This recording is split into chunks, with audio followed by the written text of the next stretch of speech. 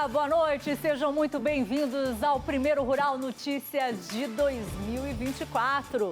Vamos então aos principais destaques da edição de hoje. O ano começa com a retomada da cobrança integral dos impostos federais sobre o óleo diesel. Vamos acompanhar também uma análise do primeiro ano do governo Lula e o que ainda pode ser feito pelo agronegócio. Na previsão do tempo, a primeira semana do ano deve ser marcada com bons volumes de chuva em várias partes do país, em especial no Sudeste. Na nossa série especial de retrospectiva e perspectiva, apesar de boa produtividade na safra 22-23, produtores do Mato Piba estão apreensivos em relação a 2024. E mais, depois de crescer na pandemia, setor de vinhos e espumantes passa por período de estabilidade. Hoje é segunda-feira, 1º de janeiro de 2024 e o Rural Notícias já está no ar.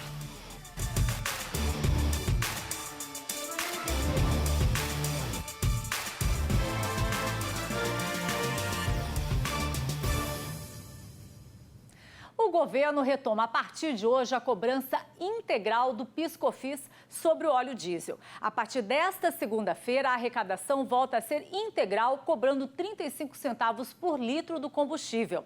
Na semana passada, o ministro da Fazenda, Fernando Haddad, afirmou que a reoneração não deve encarecer o preço pago pelos consumidores. Segundo ele, o aumento da carga tributária que incide sobre o diesel será amenizado pelas reduções de preço já anunciadas pela Petrobras.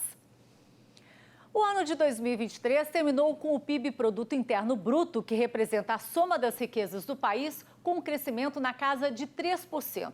E nesse primeiro dia do ano, a gente quer saber como é que foi o ano para o agronegócio brasileiro. E a gente conversa agora com Miguel Daúde. E antes de tudo, eu quero desejar aí um bom 2024, aí, com muita saúde, paz, muito trabalho. Bom ter você aqui com a gente. E já começo te perguntando, qual a sua avaliação aí do governo Lula nesse terceiro mandato aí, nesse primeiro ano? Bem-vindo com a gente. Obrigado, Kelly. Boa tarde a todos, boa tarde a você. Muito obrigado a você também. Um ano de 2004 maravilhoso.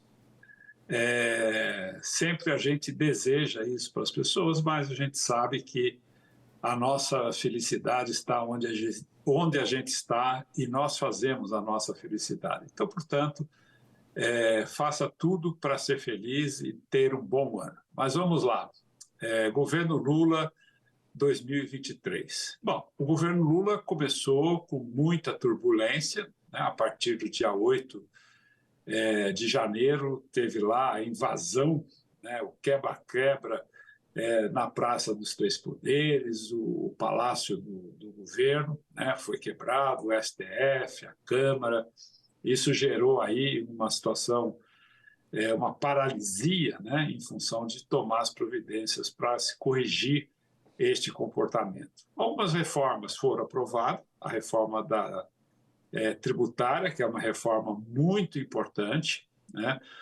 O governo iniciou com uma verba significativa fora do teto de gasto para ajudar a população mais pobre, que foi o benefício, e isso acabou contribuindo no crescimento do país.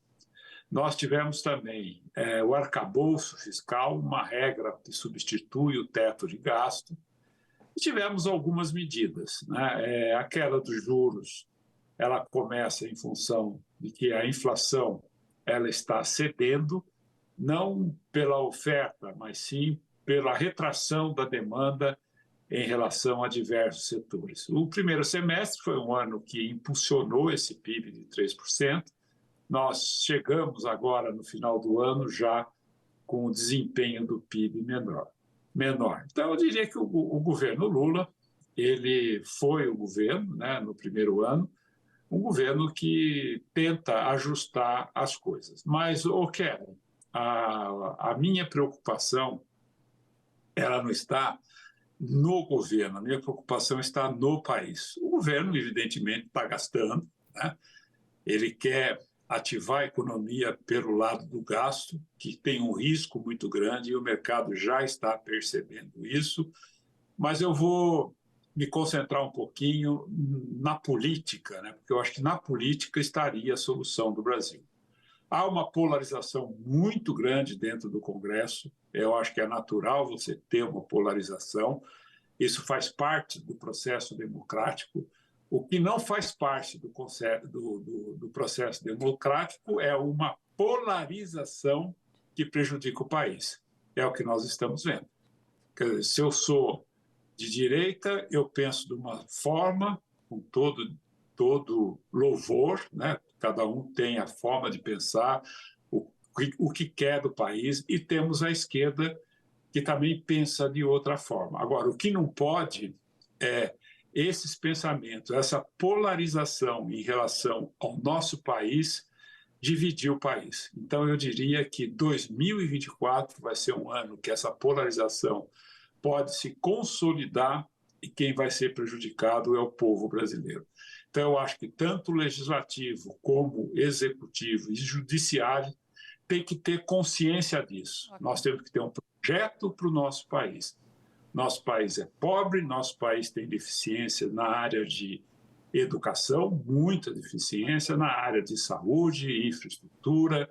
Quer dizer, se nós não vamos fazer esse país crescer sustentadamente, se nós continuarmos com a mediocridade que nós temos entre os poderes hoje no Brasil. Eu fico impressionado porque os deputados ganham para isso, os senadores ganham para isso, o governo Lula gasta demais e o Brasil está sendo deixado de lado em detrimento dessa ideologia que é natural, mas não é natural que essa ideologia prejudique o nosso Brasil. Queria agradecer aí, Daúde, a sua participação com a gente aqui no Rural Notícias, abrindo aí esse primeiro Rural Notícias do ano. Muito obrigada e vamos torcer aí para que seja um ano não de polarização, de união. Obrigada, Daúde. Boa noite para você. Obrigado, boa noite. E depois do intervalo, vamos entender por que o Matopiba deve registrar perda de área plantada do milho. Rural Notícias, volta já.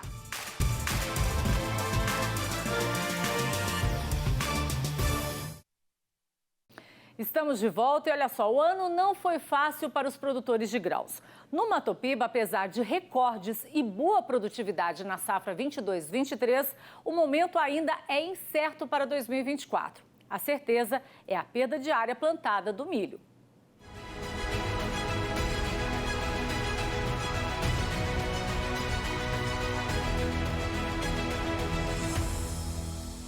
A safra da soja 2022-23 bateu recordes nos estados do Matopiba. De acordo com o levantamento sistemático da produção agrícola do IBGE, falando de área plantada, no Piauí, o grão ocupou uma área de quase 1 milhão de hectares. No Maranhão, mais de 1 milhão. No Tocantins, 1.300.000. E na Bahia, quase 2 milhões. Tudo isso gerou uma produção de 19.043.000 toneladas do grão no Matopiba. A safra 22-23 foi uma safra excepcional aqui para o Piauí, não diferente dos demais estados do Matopiba, né? Então tivemos produtividade e produção recorde em função desses dois fatores, incremento de área e recorde de produtividade. O Piauí chegou lá nos 3,5 milhões de toneladas de soja. O clima favoreceu esse resultado positivo, principalmente na Bahia, que nos últimos 3 anos vem superando os recordes. No entanto, o preço da soja foi como uma pedra no sapato para os produtores. A safra, do ponto de vista de produção, foi muito boa. Do ponto de vista de produtividade também, nós tivemos uma das maiores produtividades do Brasil. Agora, o grande problema foi o problema de mercado, de preço. Nós tivemos uma queda significativa no preço da soja, bastante significativa. Chegamos a vender soja a 160, 170 reais. Em alguns momentos, ela chegou a cair por volta de 100, 110 reais, 120 reais. Então, você imagina do ponto de vista do fechamento da conta do produtor.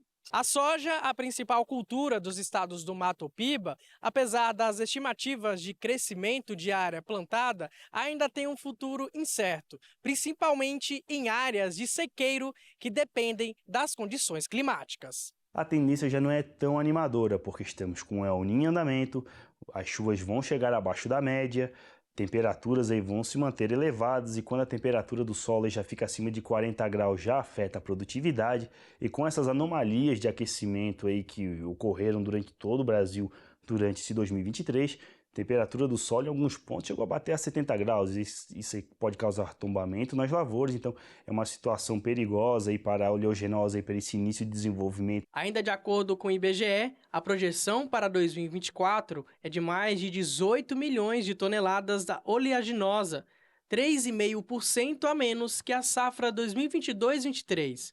A produtividade também deve cair. Outro importante grão que também foi impactado pelo clima e outros fatores mercadológicos é o milho.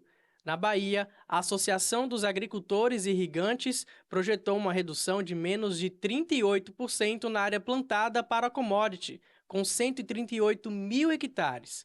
Para esse produtor, a área que seria para o grão será ocupada com soja.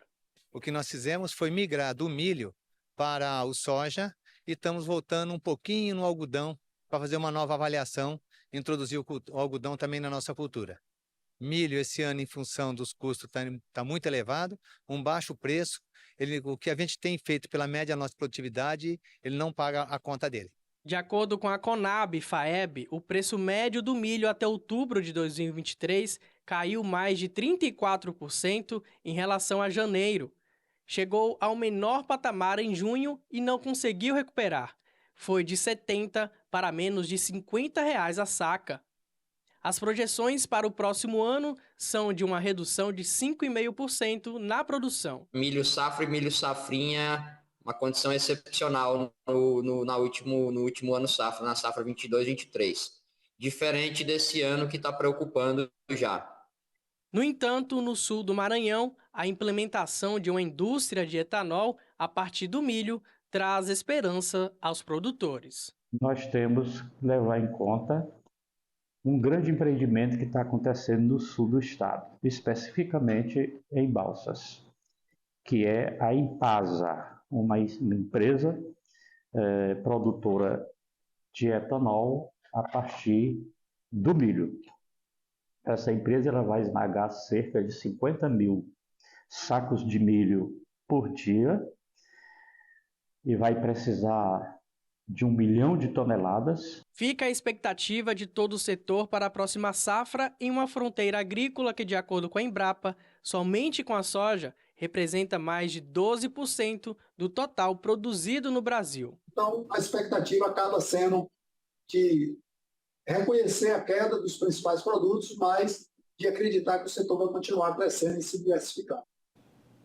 Diante das dificuldades encontradas em 2023 e com previsão de menor oferta para esse ano, os produtores de milho de Mato Grosso esperam que os preços do cereal possam se recuperar.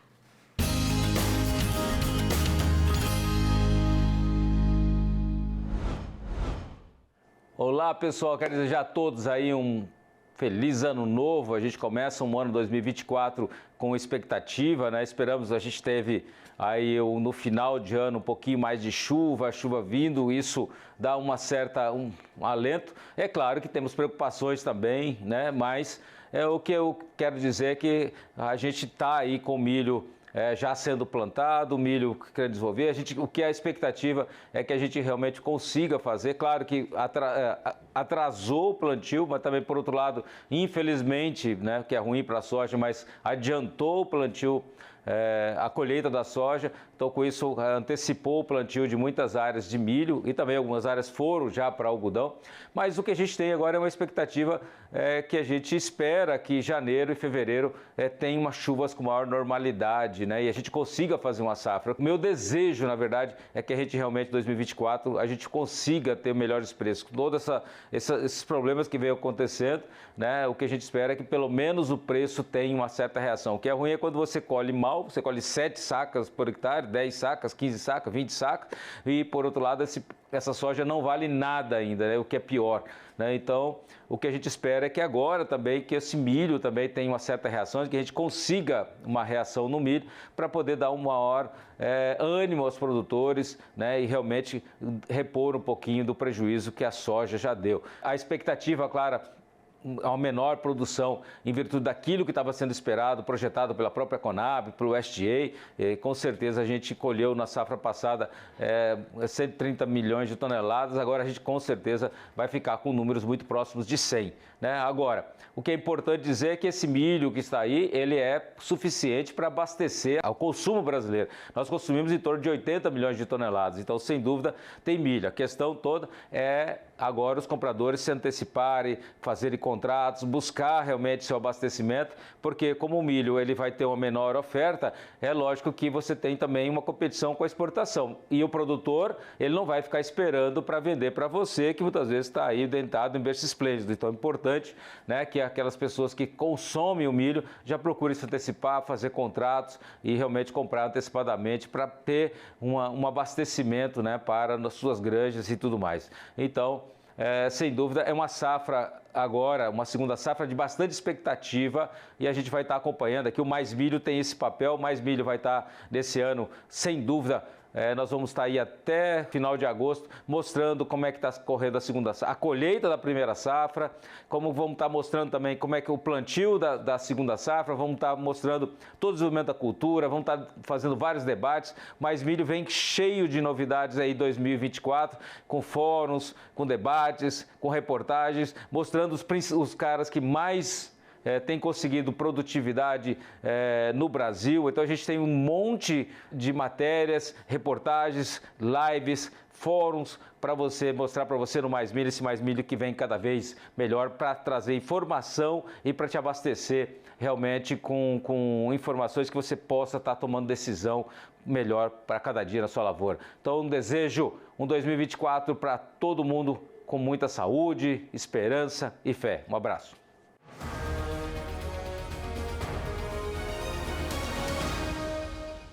A semeadura de arroz da safra 23-24 no Rio Grande do Sul alcançou 96,52% da área prevista.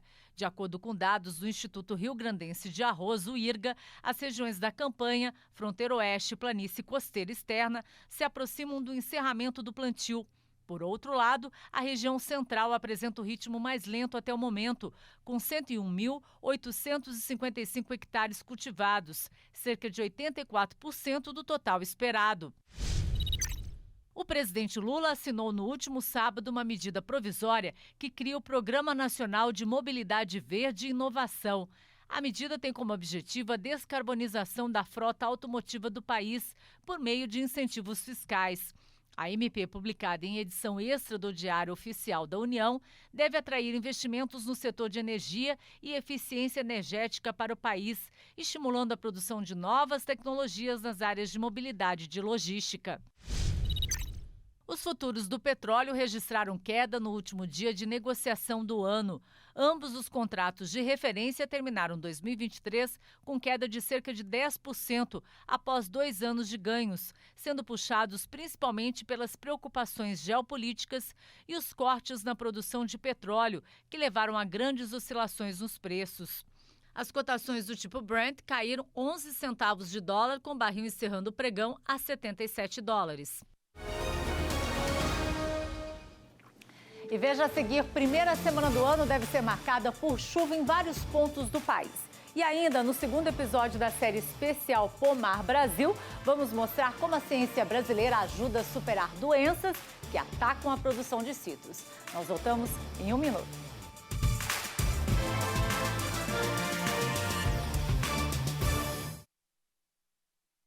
Estamos de volta com o Rural Notícias na sua tela e 2024 chegou trazendo bons volumes de chuva para grande parte do Brasil. Os detalhes na previsão do tempo com a meteorologista Amanda Souza.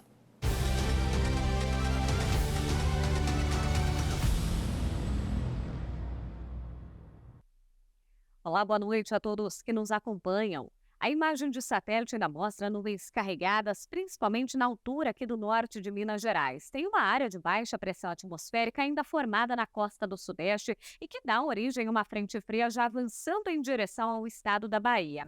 Durante esta terça-feira, pode chover em todas as áreas em azul do mapa. E a atenção redobrada principalmente ainda em áreas do Sudeste, entre Espírito Santo, Minas Gerais, no Centro-Oeste, destaque para Goiás, Mato Grosso do Sul e Sul de Mato Grosso, em que devem ficar concentrados os maiores acumulados e riscos de temporais ainda, com ventos, trovoadas, até eventual queda de granizo. Em áreas da região Nordeste e também da região Norte, tem potencial para pancadas de chuva, destaque principalmente para o estado da Bahia, em que essa chuva já pode ganhar intensidade ao longo desta terça-feira, tem potencial para volumes expressivos, mas uma chuva que ainda deve ser rápida, intercalada com períodos de melhoria. Em contrapartida, tem um avanço de uma massa de ar seco desde o Rio Grande do Sul até o sul de Minas, Rio de Janeiro. O tempo firme já deve predominar nessas áreas claras do mapa, com expectativa de sol entre poucas nuvens. E falando de temperatura, máxima prevista de 30 graus em Uruguaiana, 33 graus em Andradina, 31 graus em Poconé, pode fazer até 29 graus em Barreiras e 31 graus em Paragominas, ou seja, calor ainda em todo o Brasil, aquela sensação de tempo abafado nesse comecinho de janeiro. A expectativa para janeiro, falando de chuva, é de mudanças no padrão atmosférico. Ainda tem essa expectativa de chuvas acima da média nas áreas em verde e em azul do mapa, ou seja, diferente dos últimos meses de 2023, que a chuva ficou muito concentrada na região sul do Brasil, as instabilidades vão avançar ao longo desse mês de janeiro. Tem previsão de mais chuva, especialmente no Sudeste, no Centro-Oeste. Em áreas produtoras do Matopiba, também existe uma tendência a um cenário de chuvas um pouco acima da média, ou seja, um mês de janeiro mais úmido do que o normal. E, aliás, a gente acompanha até a tendência com relação ao volume de chuva previsto até o dia 15 de janeiro. Que mostra principalmente essa chuva mais organizada, mais expressiva no centro-norte do país. Nessas áreas em amarelo, em laranja e principalmente em vermelho do mapa, com destaque aqui para o oeste da Bahia, por exemplo, volumes que devem variar entre 100 e até 250 milímetros. E apesar da citricultura ser um dos setores mais relevantes do agronegócio, a eficiência econômica do segmento está sempre vulnerável a pragas e doenças. No segundo episódio da série especial Pomar Brasil, vamos mostrar como a ciência brasileira ajudou a superar o vírus da tristeza dos citros e conferir como o greening tem impactado a produção dos pomares.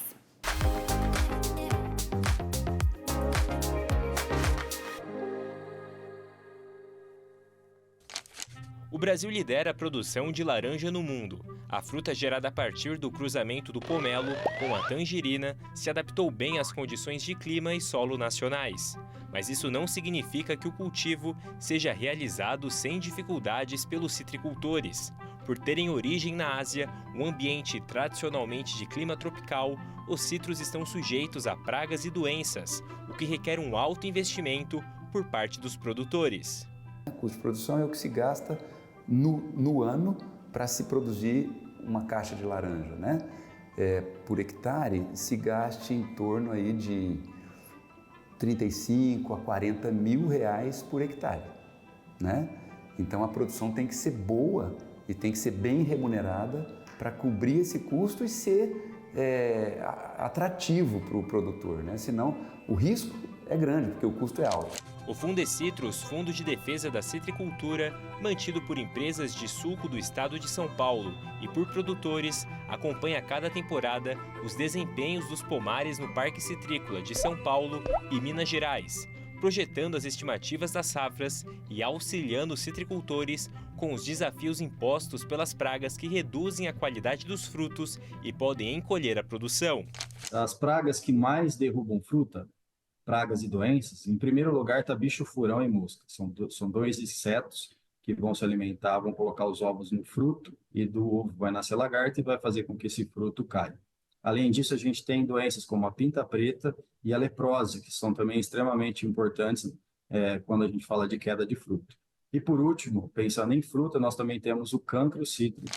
Nas últimas décadas, a doença do cancro cítrico vem causando diversos prejuízos na citricultura, mas por meio da pesquisa científica, essa e outras doenças já podem ser controladas nos pomares. O Brasil é um dos centros de pesquisas voltadas ao agro citrícola mais importantes do mundo. A ciência é fundamental para a sobrevivência da atividade por aqui. Na década de 1940, os laranjais foram praticamente devastados pelo vírus da tristeza dos citros. Mas graças aos experimentos do pesquisador Silvio Moreira, foi possível entender que o limão-cravo era a variedade mais resistente ao vírus. E por meio de enxertia, técnica que une duas partes adultas de plantas diferentes para a composição de uma mesma árvore, os pomares começaram a apresentar resultados positivos. A pesquisa realizada aqui no Centro de Citricultura naquela época equacionou esse problema. E ela tem um impacto até hoje, que a principal variedade produzida para suco, para mercado de fruta fresca, que é a variedade pera, ela só é plantada porque o material genético que existe disponível a partir dessa pesquisa do Centro de Citricultura permite que ela sobreviva no campo. O Centro de Citricultura Silvio Moreira é um difusor de material genético e de tecnologia. Ao longo dessa trajetória, a instituição construiu uma agenda pautada no diálogo com todos os atores do setor produtivo e do conhecimento. O lema Pesquisa para o Agronegócio reflete a função social deste trabalho, que busca a transformação criativa do agrocitrícola.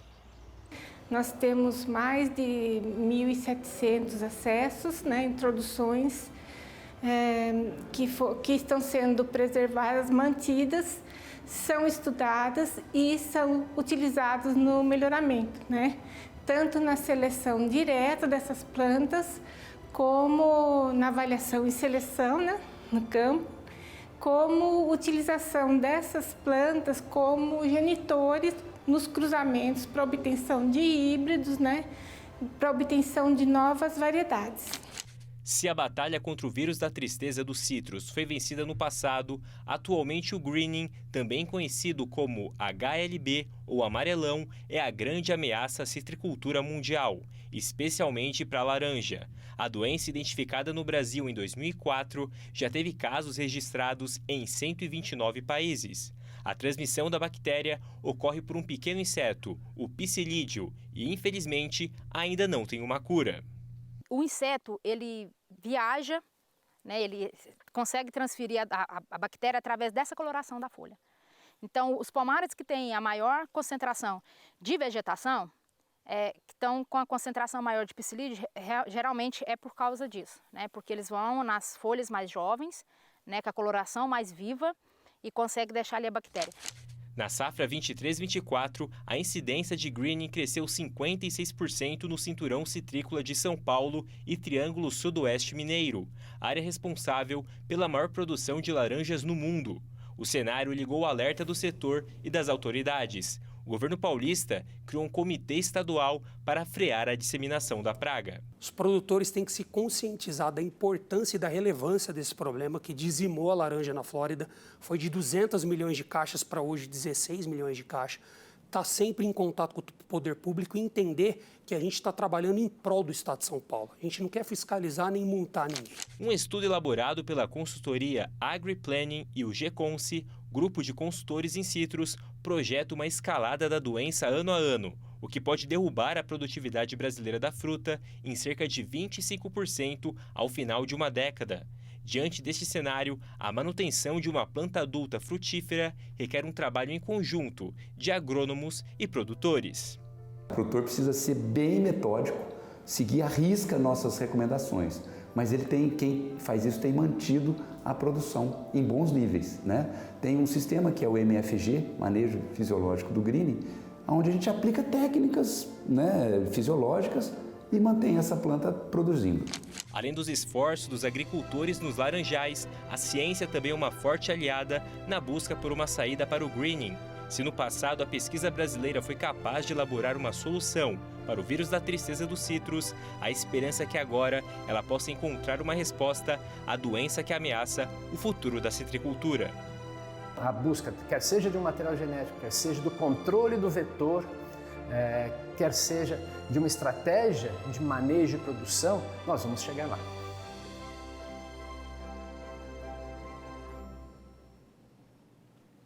No No terceiro capítulo da série Pomar Brasil, vamos conhecer o projeto Fruto Resiliente, que transforma a realidade de pequenos produtores por meio da assistência técnica e das práticas sustentáveis. Fique ligado à nossa programação.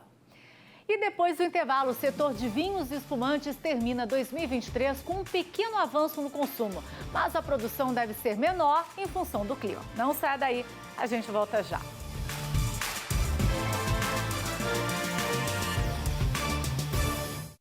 Estamos de volta e para brindar a chegada de 2024, vamos falar de vinhos e espumantes. Depois de apresentar grande crescimento na pandemia, o setor passa por um período de estabilidade. Em 2023, houve um pequeno avanço no consumo, mas a produção deve ser menor em função do clima.